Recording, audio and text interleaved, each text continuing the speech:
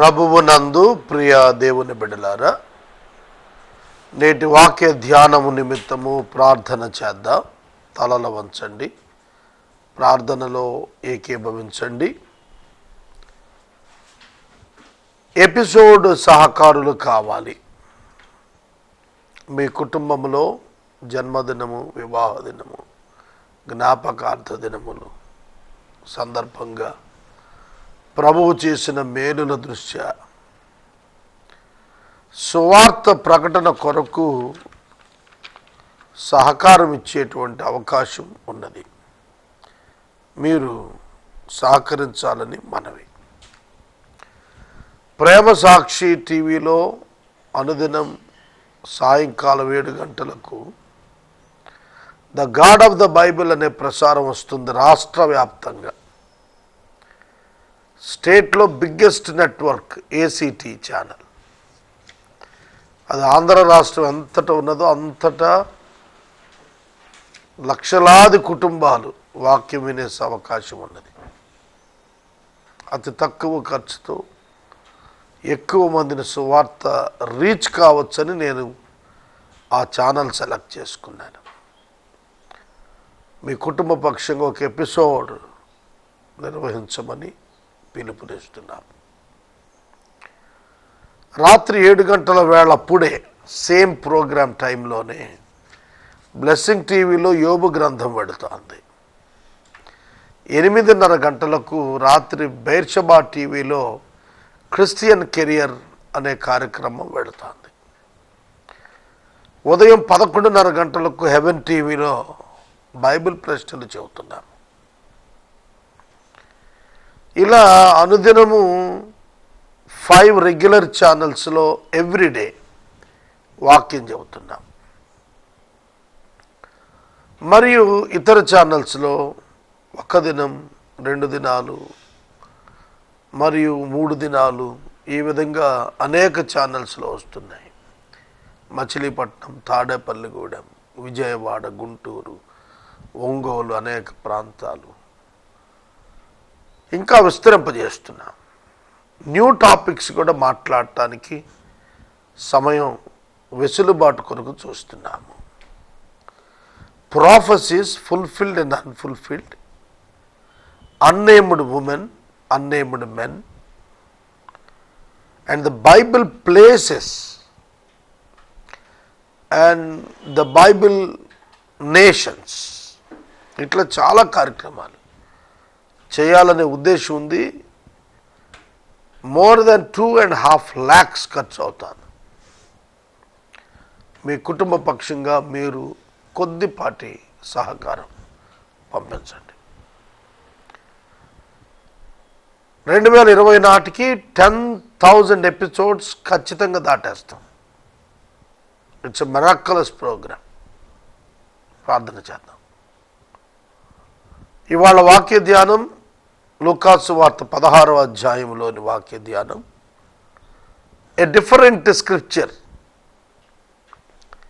దీన్ని మనం జాగ్రత్తగా వినాలి. తలలు వంచండి. మమ్మలను మిక్కిలిగా ప్రేమిస్తున్న మా ప్రియ తండ్రి, మీకు వందనాలు, స్తోత్రాలు. నేటి వాక్య ధ్యానం ద్వారా మాతో మాట్లాడండి. ఇవాళ ఎపిసోడ్ సహకారం లేరు. 1 దినానికి 2 చొప్పున పంపినా ఇంకా రుణభారం అట్లే ఉన్నది ప్రభు. ఎపిసోడ్ లేని దినాలు సాగుతున్నాయి. ఇంకా కనికరించండి. సిబ్బంది చొరవగా పనిచేయుటకు కృపనివ్వండి ప్రభు. ఈ సమయంలో ప్రత్యేకంగా నేటి వాక్య ధ్యానం గ్రహించుటకు మాకు కృపనివ్వండి. యేసు నామమున వేడుచున్నాము తండ్రి, ఆమేన్. ప్రియమైన దేవుని బిడ్డలారా, లూకాసు వార్త 16వ అధ్యాయం 15 వచనాలు ఒక ప్రత్యేకమైన వృత్తాంతాన్ని తెలియజేశాయి. అయితే most controversial part of the gospels ఇక్కడ వ్రాసింది. దీన్ని నేను మీకు ఎక్స్ప్లెయిన్ చేస్తాను, జాగ్రత్తగా వినండి. 13 వచనాలు చదవటానికి ముందు 14వ వచనం చదువుతున్నాను నేను, జాగ్రత్తగా వినాలి. 13 వచనాలు చదవటానికి బదులు ముందుగా 14వ వచనం చదువుతున్నాను.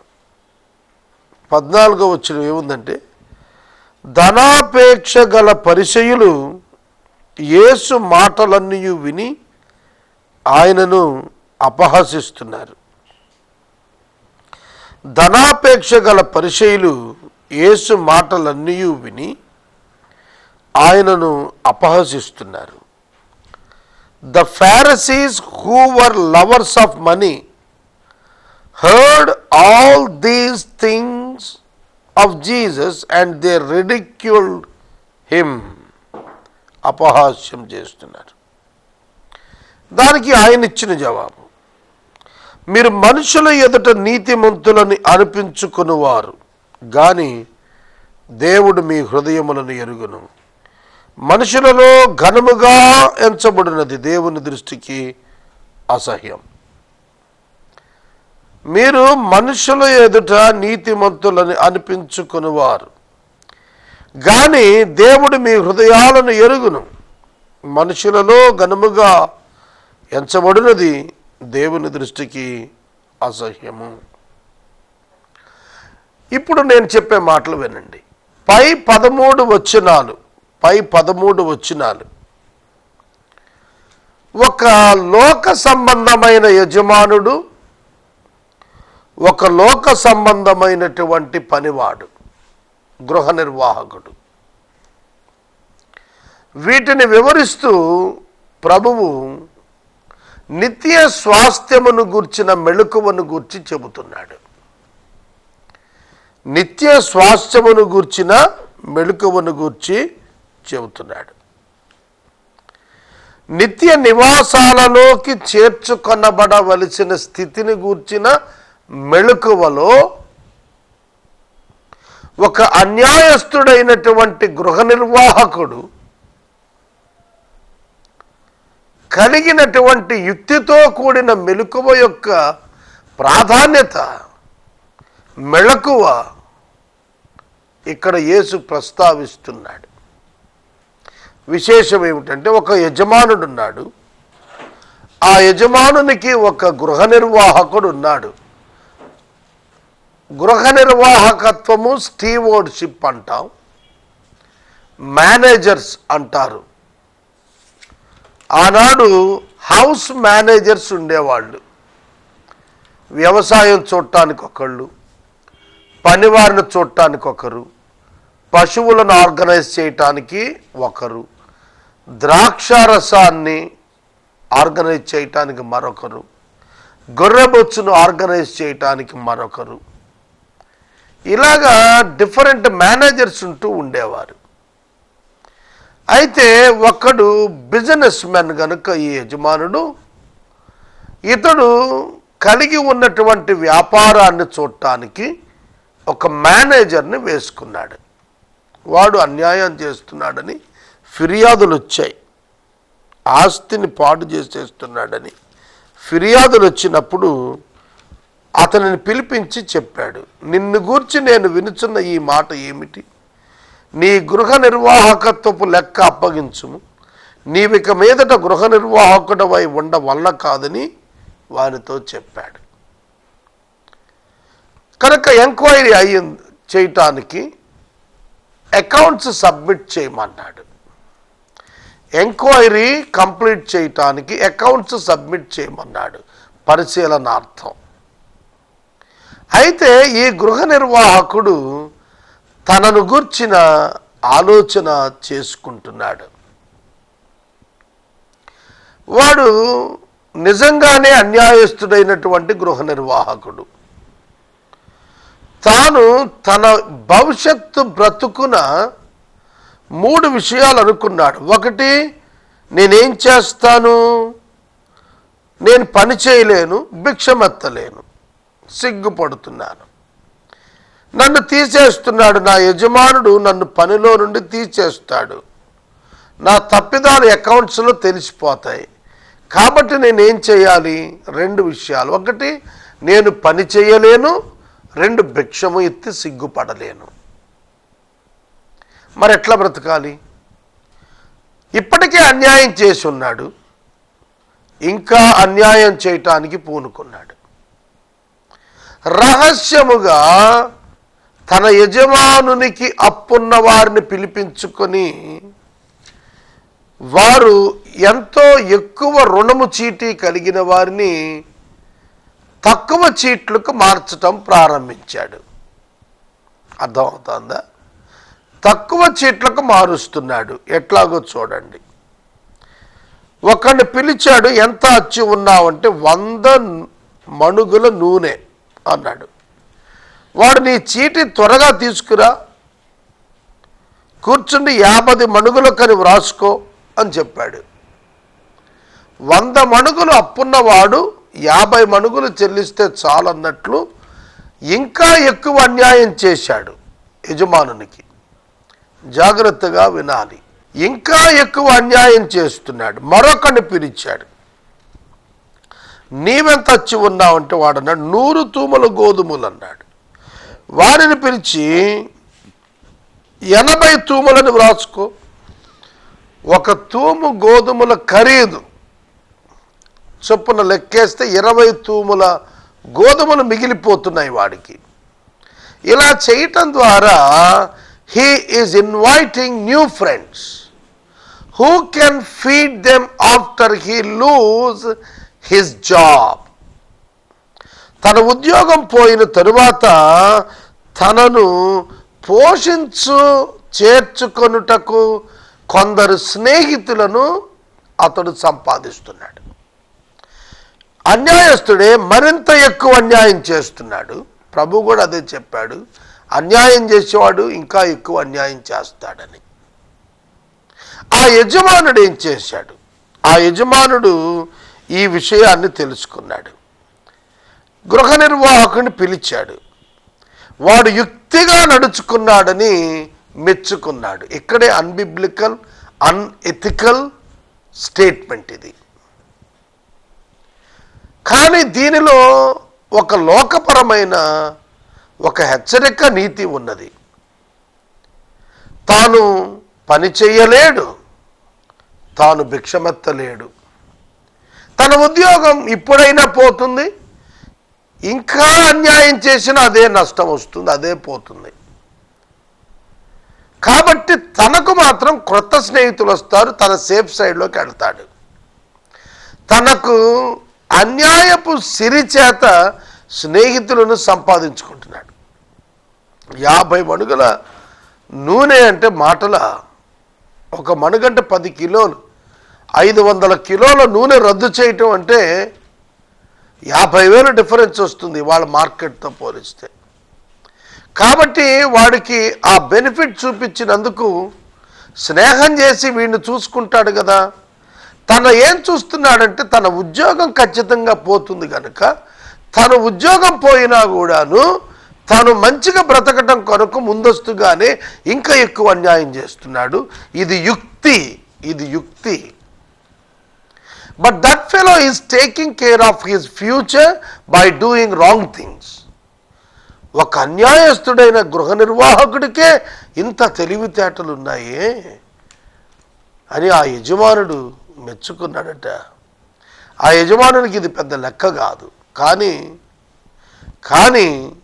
ఆ యజమానుడు మెచ్చుకోవటానికి అతనుకున్న తన పట్ల, తన బ్రతుకు పట్ల ఉన్నటువంటి ముందస్తు జాగ్రత్తను అతడు మెచ్చుకున్నాడు. ఎట్లాగో అతను ఉద్యోగం పోతుంది కాబట్టి దాన్ని అలా వాడుకున్నాడు. అయితే ఇప్పుడు మనం అలా చేయొచ్చా?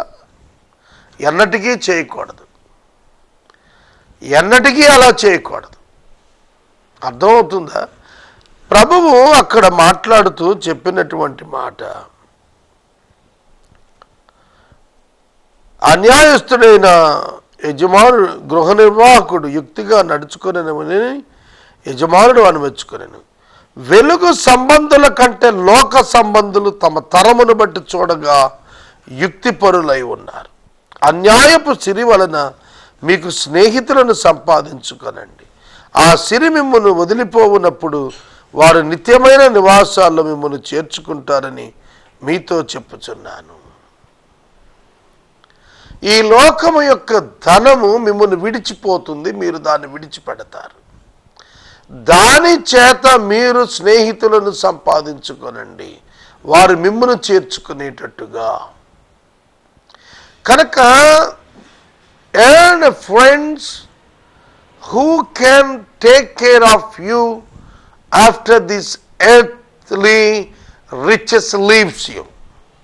ఈ భౌతిక సంబంధమైన వనరులు నిన్ను విడిచిపోయినప్పటికీ చేర్చుకునే వ్యక్తులను చేర్చుకోమన్నాడు. కనుక ఇక్కడ పాఠం మనం నేర్చుకోవాల్సింది ఏమిటంటే,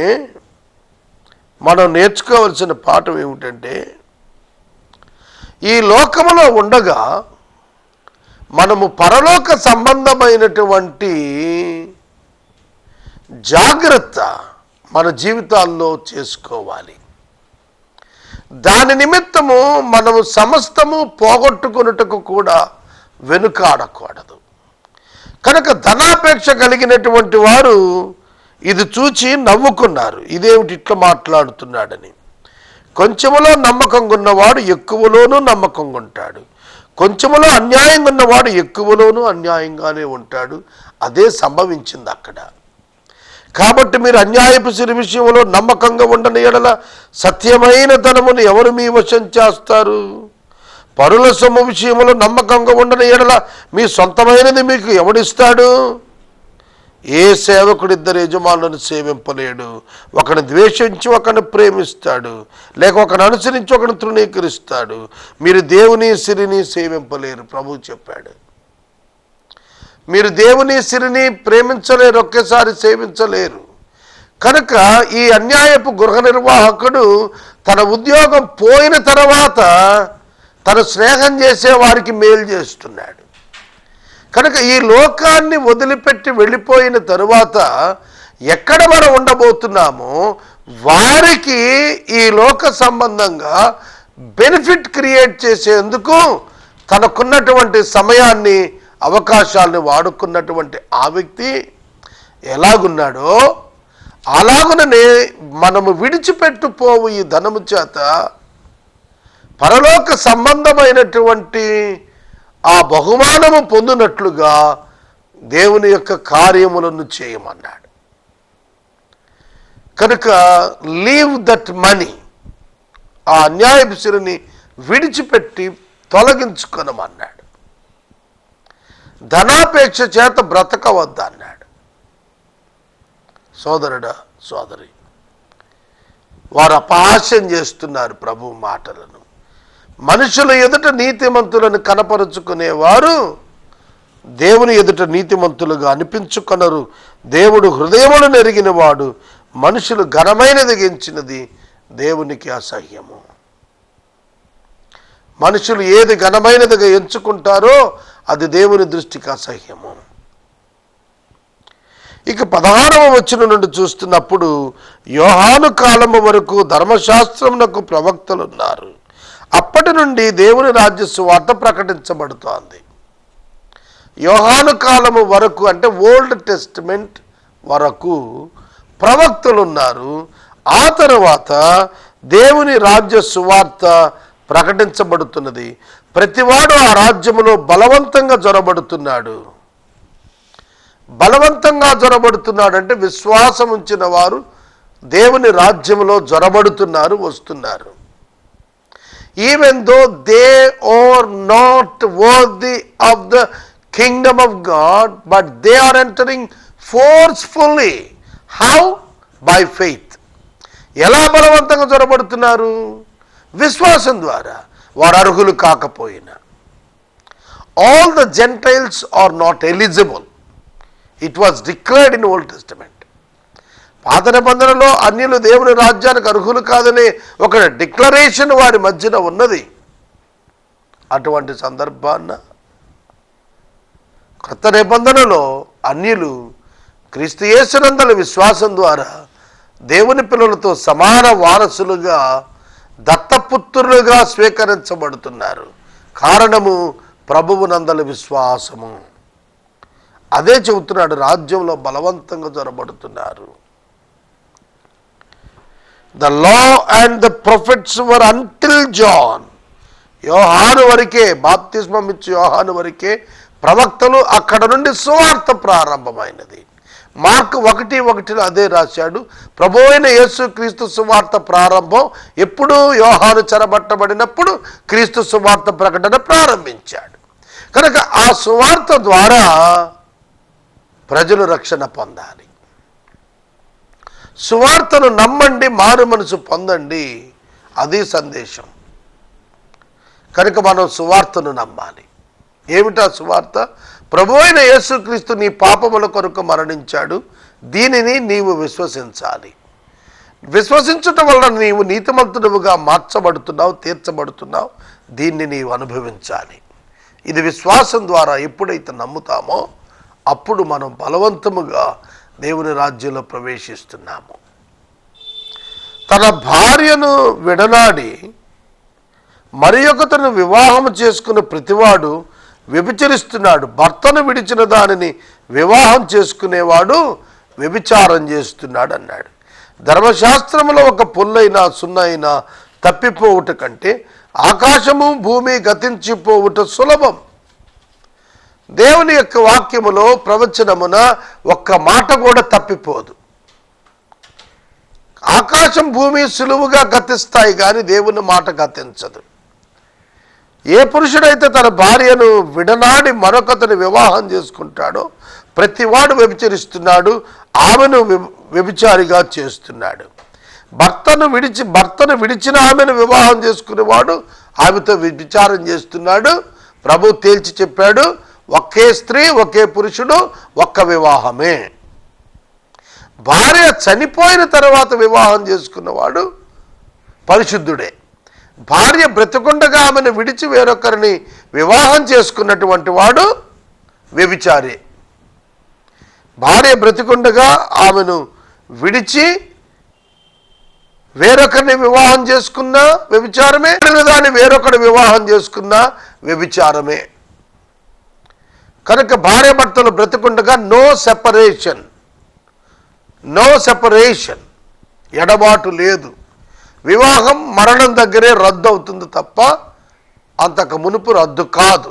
పరిశుద్ధ లేఖనములో మనం గమనిస్తున్నప్పుడు ధర్మశాస్త్రము సంపూర్ణముగా నెరవేరుతుంది, అది కొట్టివేయబడదు. ఆ కారణం చేత యేసుక్రీస్తు ప్రభువు లేఖనములను నెరవేరుస్తూ మాట్లాడాడు. యేసు యొక్క ప్రతి యాక్షన్ ఆన్ ద ఎర్త్, భూమి మీద ఆయన చేసినటువంటి ప్రతి పని లేఖనాల యొక్క నెరవేర్పకే చేశాడు ఆయన. నా మందిరము సకల జనులకు ప్రార్థనా మందిరం అనబడును, మీరు దానిని దొంగల గుహగా చేశారు అనే లేఖనము నెరవేరునట్లు యేసుక్రీస్తు ప్రభువారు దేవాలయాన్ని ప్రక్షాళన చేసి వారిని దండించారు. కనుక అది లేఖన నెరవేర్పులోని భాగం. అది తెలియక కొందరు ఈ మధ్యన ఫేస్బుక్స్లో కామెంట్ చేస్తున్నారు, ఆయన కోపాన్ని ఆగ్రహాన్ని అణుచుకోలేకపోయి ఆ కార్యం చేశాడు అనుకున్నారు. సున్న అయినా పొల్లు అయినా తప్పిపోదు ధర్మశాస్త్రాన్న, అది ప్రభువే నెరవేరుస్తారు. కాబట్టి ఆయన ఆ కార్యాన్ని చేశారు. ఆయన తప్పించుకొని పారిపోయాడని ఇంకొకరు వ్యాఖ్యానం చేశారు, ఆయనను తక్కువగా మాట్లాడారు. ఆయన తప్పించుకొని వెళ్ళిన దాని గురించి ఆయన తెలియచేసిన మాట, ఆయన సమయం ఇంకనూ రాలేదు కనుక ఆయన తనను ఎవరికి వశము చేసుకొనలేదు. మరియు యేసు తానే తనను వెతుకుతున్న వారి యొద్దకు వెళ్ళి తనను అప్పగించుకున్నాడు. కనుక యేసు పారిపోవలసిన అవసరం ఆయనకు లేదు.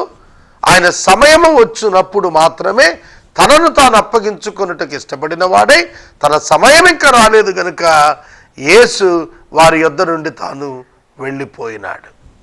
ఎవరు ఆయనను క్యాచ్ చేయలేకపోయారు. అది అక్కడ అర్థం. కనుక బైబిల్లో యేసుక్రీస్తు ప్రభువును, ఆయన మాటలను మనం గ్రహించాలి. అంతేగాని అన్యాయస్తుడైన గృహ నిర్వాహకుడు ఎలాగైతే తాను మరింత అన్యాయం చేశాడో ఆ విధంగా అన్యాయం చేయండి అని చెప్పలా. ఈ లోక సంబంధమైన అన్యాయపు సిరి నీ భవిష్యత్తు కొరకై, నీ భవిష్యత్తు అంటే లోక సంబంధమైన భవిష్యత్తు కాదు. నువ్వు ఏ సిరినైతే విడిచిపెట్టి లోకంలో వెళ్ళిపోవాల్సి వస్తుందో ఆ సిరి చేత నీవు దేవునికి ఇష్టమైనటువంటి క్రియను చేయుటకు పూనుకొని నిత్యస్వాస్థ్యములో బహుమానం పొందినట్లుగా ఉండమని వాక్యం జ్ఞాపకం చేస్తాను. కనుక నిత్యరాజ్యమును గుర్చిన, భవిష్యత్తును గుర్చిన చింతన ప్రతి ఒక్కరికి కావాలి. అదే సందర్భంలో చెప్పాడు, భార్యను విడనాడి మరొకరిని వివాహం చేసుకున్నవాడు కానీ, విడనాడబడిన దాన్ని చేసుకున్నవాడు కానీ వ్యభిచారే అవుతాడనేది చెప్పాడు. ఇట్ ఈస్ గాడ్స్ రైచియస్నెస్, దేవుని నీతి ఇక్కడ ప్రదర్శనకు వచ్చినది. ఇది మనం అర్థం చేసుకోవాలి. రేపటి వాక్య ధ్యానములో ధనవంతుడు లాజరు వృత్తాంతాన్ని మనం ధ్యానము చేద్దాం. ఈ దినం ఎపిసోడ్ సహకారి ఎవరు లేరు, దయచేసి ప్రార్థించండి.